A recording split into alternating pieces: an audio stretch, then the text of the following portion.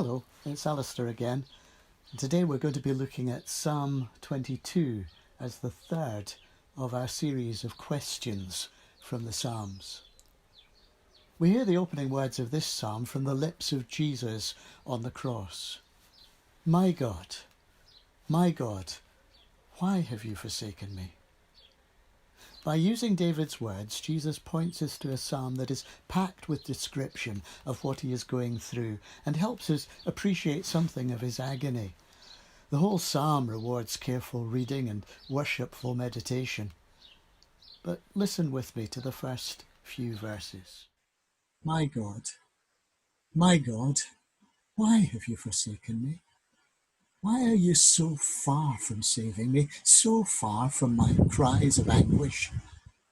My God, I cry out by day, but you do not answer. By night, but I find no rest. Yet you are enthroned as the Holy One. You are the one Israel praises. In you our ancestors put their trust. They trusted and you delivered them. To you they cried out and were saved. In you they trusted and were not put to shame. But I am a worm and not a man, scorned by everyone, despised by the people. All who see me mock me. They hurl insults, shaking their heads. He trusts in the Lord, they say. Let the Lord rescue him. Let him deliver him, since he delights in him. It's worth stopping and thinking for a moment on the why question. My God, why? Because why points us in at least two directions, to cause and to purpose. What caused Jesus' desperate cry on the cross? Well, Psalm 22 doesn't tell us. But we know for example, from Isaiah chapter 53, that it was because of our sin, because of the sin of the world, as the Lord has laid on him the iniquity of us all. Psalm 22 points in a different direction, however. It points to purpose. Listen to verse 27. All the ends of the earth will remember and turn to the Lord, and all the families of the nations will bow down before him. The last two verses, posterity will serve him. Future generations will be told about the Lord. They will proclaim his righteousness, declaring to a people yet unborn, he has done it. Lots of people will be asking, why has this happened? And generally trying to make sense of the pandemic in terms of cause.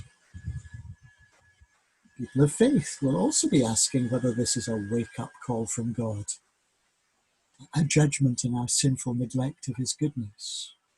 Well, perhaps. But if we line up the why question with Psalm 22, it will point us much more to God's purpose and the tremendous opportunity we have to tell people what Jesus has done. The psalm finishes in these words: posterity will serve him. Future generations will be told about the Lord. They will proclaim to his righteousness, declaring to a people yet unborn. That's us. That's this generation. That he has done it. Those words echo in Jesus' final cry from the cross. Done it. Finished. And why? What's the purpose? So that all the ends of the earth, worldwide, will remember and turn to the Lord. All the families of the nations will bow down before him. That remains God's purpose. And he will use even dreadful circumstances like a global pandemic to bring about the knowledge of global salvation because of what Jesus has done on the cross. My God, why? This is a time to bring a message of hope to the world because of what Jesus has done, and to pray in confident faith, for dominion belongs to the Lord, and he rules over the nations.